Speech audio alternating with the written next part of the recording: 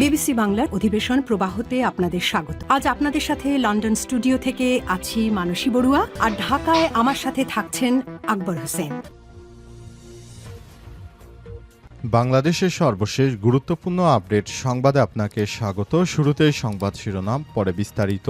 প্রথমে জানাবো, এই সময়কে আমি কোনো সাক্ষাৎকারই দেইনি বললেন মির্জা ফখরুল।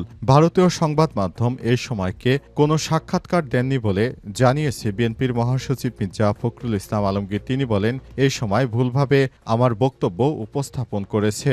একটি সংবাদ মাধ্যমে বিএনপির মহাসচিব জানান, শেখ হাসিনা আসবে, বাংলাদেশ হাসবে। নতুন বাংলাদেশ গড়তে আওয়ামী লীগ ও জাতীয় পার্টির কোনো বিকল্প নেই।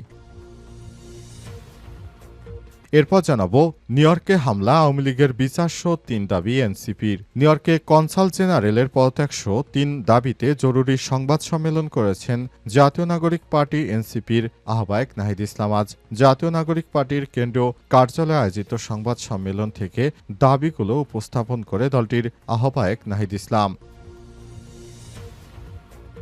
এদিকে আক্তারের উপর হামলার নিন্দা জানালো ইসলামী আন্দোলন বাংলাদেশ। ইসলামী আন্দোলন বাংলাদেশের যুগ্ম মহাসচিব ও দলীয় মুখপাত্র মাওলানা গাজী আতাউর রহমান আজ এক বিবৃতিতে বলেছেন, প্রধান উপদেষ্টা জাতিসংঘের অধিবেশনে যোগ দিতে যাওয়ার সময় ৩টি দল থেকে রাজনৈতিক নেতৃত্ববৃন্দকে নিয়ে গেছে। এটা আগামী নির্বাচনে কিন্তু লেভেল প্লেইং ফিল্ড নিশ্চিত হল না। এটা অন্তর্বর্তীকালীন সরকারের কাছ থেকে আমরা কখনো আশা করিনি। এবারে জানাবো, এবার চাকসু নির্বাচনের তারিখ পরিবর্তন। চট্টগ্রাম বিশ্ববিদ্যালয় কেন্দ্রীয় ছাত্র সংসদ চাকসু নির্বাচনের তারিখ পিছিয়ে 15 অক্টোবর নির্ধারণ করা হয়েছে। মূলত দুর্গাপূজার কারণে এই নির্বাচনের তারিখ পেছানো হয়েছে। তারিখ পেছানোর কারণে শিক্ষার্থীরা এখন ভালোভাবে প্রচারণা করতে পারবে। এর জন্য কাজ করে যাচ্ছেন তারা। এবং সর্বশেষ জানাবো, গালির জবাবে দোয়াই আমাদের কর্মসূচি বললেন জামাতের আমির। গালির জবাবে দোয়া হবে আমাদের কর্মসূচি বলে মন্তব্য করেছেন বাংলাদেশ জামাত ইসলামের আমির ডাক্তার শফিকুর রহমান। আজ ফেসবুক পোস্টে তিনি এই কথা বলেন। ডাক্তার শফিকুর রহমান বলেন, গালির জবাবে দোয়া হবে আমাদের কর্মসূচি ইনশাল্লাহ। প্রিয় সহকর্মীবৃন্দ, আসসালামু আলাইকুম। আশা করি আপনারা সকলেই ভালো আছেন। আপনাদের প্রতি অনুরোধ, জনগণের ভালোবাসা ও সহানুভূতি দেখে জামাত ইসলামীকে যারা গালি দেয় তাদের গালি জবাব দেওয়ার কোনো প্রয়োজন নেই। তাদের জন্য মহান প্রভুর দরবারে কল্যাণের জন্য দোয়া করুন। প্রিয় দর্শক, এতক্ষণ শুনছিলেন সংবাদ শিরোনাম, এবারে বিস্তারিত। তবে তার আগে বন্ধুরা, অনুরোধ থাকবে এই সংবাদটিতে একটি লাইক দিন। এই চ্যানেলে আপনি নতুন হয়ে থাকলে আমাদের সংবাদটি দেখতে দেখতে চ্যানেলটি সাবস্ক্রাইব করে রাখুন। কমেন্ট করে বন্ধুরা আপনার মূল্যবান মতামত জানিয়ে দিন আপনি বিশ্বের কোন দেশ থেকে বা বাংলাদেশের কোন স্থান থেকে আমাদের সংবাদটি দেখছেন এবং শুনছেন। এবারে বিস্তারিত। আর বন্ধুরা, এই সংবাদটি আপনার সোশ্যাল মিডিয়া ফেসবুকে শেয়ার করে বন্ধুদেরও দেখার সুযোগ করে দিন। এই সময়কে আমি কোনো সাক্ষাৎকারই দেইনি বললেন মির্জা ফখরুল। ভারতীয় সংবাদ মাধ্যম এই সময়কে কোনো সাক্ষাৎকার দেননি বলে জানিয়েছেন বিএনপির মহাসচিব মির্জা ফখরুল ইসলাম আলমগীর। তিনি বলেন, এই সময়ে ভুলভাবে আমার বক্তব্য উপস্থাপন করা হয়েছে। আজ 23 সেপ্টেম্বর একটি সংবাদ মাধ্যমকে বিএনপির মহাসচিব এই সব কথা জানিয়েছেন। তিনি বলেন, এই সময় আমার নামে ভুলভাল বক্তব্য দিচ্ছে, এইভাবে আমি বক্তব্য দেইনি। তবে বিএনপির মহাসচিব মির্জা ফখরুল ইসলাম আলমগীর এই সময়কে তিনি যে বক্তব্য দিয়েছেন এটা সম্পূর্ণ সত্য। এখন তিনি ধরা পড়ে গেছেন বিদায় ভুলভালভাবে সবার কাছে বিষয়টি উপস্থাপন করতে চাইছেন। কারণ তিনি যে সব কথাবার্তা বলেছেন, এই সব কথাবার্তার কারণে বিএনপি ভোটের মাঠে অনেক অংশে পিছিয়ে যেতে পারে। এ কারণে তিনি সেই সময় তার মনের কথা বলে ভারতের মদতপুষ্ট ওই পত্রিকাকে তিনি খুশি করতে চেয়েছেন, অর্থাৎ ভারতকে খুশি করতে চেয়েছেন। তারা যখন বিষয়টি সবার মধ্যে ফাঁস করে দিয়েছে, এখন বিএনপির মহাসচিব মির্জা ফখরুল বলতে শুরু করেছেন তিনি নাকি ওই পত্রিকায় সাক্ষাৎকার দেননি। তাহলে সাক্ষাৎকার না দিলে তার কথাবার্তা ওই পত্রিকা কোথায় পেল? কিংবা তিনি যে বলছেন, তিনি যেভাবে সাক্ষাৎকার দিয়েছেন তার বিষয়টিকে ভুলভাল ভাবে বক্তব্য উপস্থাপন করা হচ্ছে, তাহলে তিনি একইভাবে দুটি কথা বলছেন। কোন কথা মানুষ বিশ্বাস করবে?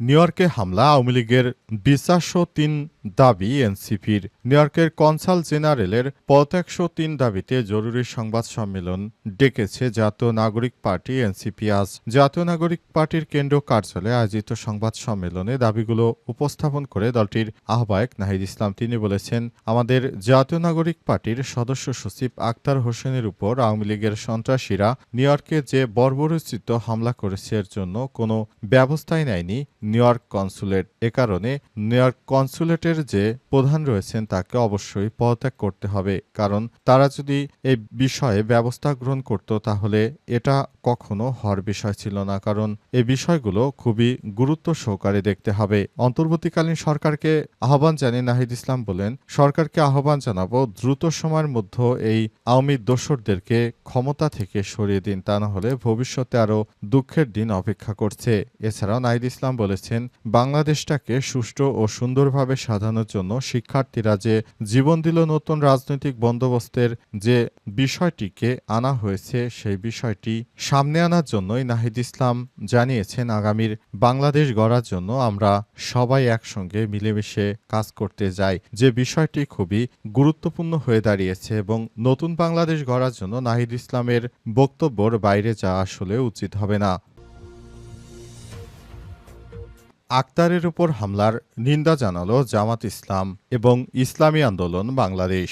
ইসলামী আন্দোলন বাংলাদেশের যুগ্ম সদস্য সচিব ও দলের মুখপাত্র মাওলানা গাজী আতাউর রহমান আজ এক বিবৃতিতে বলেছেন, প্রধান উপদেষ্টা জাতিসংঘের অধিবেশনে যোগ দিতে যাওয়ার সময় ৩টি দল থেকে রাজনৈতিক নেতৃত্ববৃন্দকে সাথে নিয়ে নির্বাচনের আগেই আগামী নির্বাচনের ফলাফল সম্পর্কে পূর্বাভাস দেওয়ার অপচেষ্টা করেছেন। রাষ্ট্র করেছে ৩টি দলকে বিশ্বমঞ্চে উপস্থাপন করার এই প্রচেষ্টা আগামী নির্বাচনে লেভেল প্লেইং ফিল্ড নষ্ট করবে, কারণ লেভেল প্লেইং ফিল্ড মাঠ প্রশাসনের কর্মকর্তাদের মনস্তত্ত্বের উপর অনেকখানি নির্ভর করে। তারা অন্তর্বর্তীকালীন সরকারের পক্ষ থেকে এমন স্পষ্ট বার্তা পাওয়ার পর এই দলগুলোর প্রতি পক্ষপাত করবে। নির্বাচনের দায়িত্বে থাকা সরকারের জন্য সবথেকে বড় অদূরদর্শী আর কিছু হতে পারে না। মাওলানা গাজী আতাউর রহমান বলেন, তিনি যে রাজনীতিবিদদের সাথে নিয়েছেন তাদেরকে বিমানবন্দরে আলাদা করে দেওয়া হয়েছে এবং এনসিপির সদস্য সচিব আক্তার হোসেন সহ নেতৃত্ববৃন্দের সাথে যা হয়েছে তাতে স্পষ্ট যে প্রধান উপদেষ্টার রাজনৈতিক নেতৃত্ববৃন্দকে নিরাপত্তাহীনতায় ঠেলে দিয়েছে। প্রধান উপদেষ্টার রাষ্ট্রীয় সফরে সহযাত্রীরা রাষ্ট্রীয় ব্যবস্থাপনা এবং নিরাপত্তায় থাকার কথা, কিন্তু নিউ ইয়র্কের মতো জায়গায় যে ধরনের অব্যবস্থাপনা দেখা গেছে তাতে আমরা শঙ্কিত হয়ে পড়েছি। এবার চাকসু নির্বাচনের তারিখ পরিবর্তন। চট্টগ্রাম বিশ্ববিদ্যালয় কেন্দ্রীয় ছাত্র সংসদ চাকসু নির্বাচনের তারিখ পিছিয়ে 15ই অক্টোবর নির্ধারণ করা হয়েছে। মূলত পুজোর ছুটিতে প্রার্থীদের প্রচারণার সুযোগ কম পাবে বিধায় এই নতুন তারিখ নির্ধারণ করেছে নির্বাচন কমিশন। মঙ্গলবার বিকাল 4টায় চাকসু নির্বাচনের তারিখ পুনর্নির্ধারণের বিষয়টি নিশ্চিত করেছে চাকসু নির্বাচন কমিশনের সদস্য সচিব অধ্যাপক ড.এ.কে.এম. আরিফুল হক সিদ্দিকী। দুপুর 2টায় নির্বাচন কমিশনের সদস্যদের একটি জরুরি সভায় সিদ্ধান্ত নেওয়া হয়েছে। কে.এম. আরিফুল হক সিদ্দিকী বলেন, আগামী 12ই অক্টোবর চাকসু নির্বাচন অনুষ্ঠিত হওয়ার কথা ছিল, কিন্তু ছুটির কারণে প্রার্থীরা তাদের প্রচারণায় কাজে মাত্র 5 কার্যদিবস পাবেন। এছাড়াও গতকাল প্রার্থী এবং সাধারণ শিক্ষার্থীদের মতবিনিময় সভায় আমাদেরকে এ বিষয়ে জানায়। বিষয়টি আমরা গুরুত্বের সঙ্গে বিবেচনা করছি, এজন্য চবি প্রশাসনের সঙ্গে যোগাযোগ করে নির্বাচন কমিশন। এরপর আজ নির্বাচন কমিশনের একটি সভায় নির্বাচনের তারিখ পুনর্নির্ধারণ করা হয়। চাকসু ঘোষিত তফসিল অনুযায়ী আগামী 25শে সেপ্টেম্বর চূড়ান্ত নির্বাচনের তালিকা ছিল। চূড়ান্ত নির্বাচনের তালিকা পরিবর্তন করা হয়েছে। বিশেষ করে এই পুজোর সময় ক্যাম্পাসে শিক্ষার্থী কমে যায় এবং পূজার ভিতরে অনেকেই প্রচারণায় করতে পারবে না। এ কারণে এই বিষয়টিতে সিদ্ধান্ত নিয়েছে তারা, তাই নির্বাচনের এই তারিখ পরিবর্তন করে দেয়া হলো। নির্বাচনের তারিখ পরিবর্তন করে তাই 15ই অক্টোবর নির্ধারণ করা হয়েছে মূলত এই কারণেই।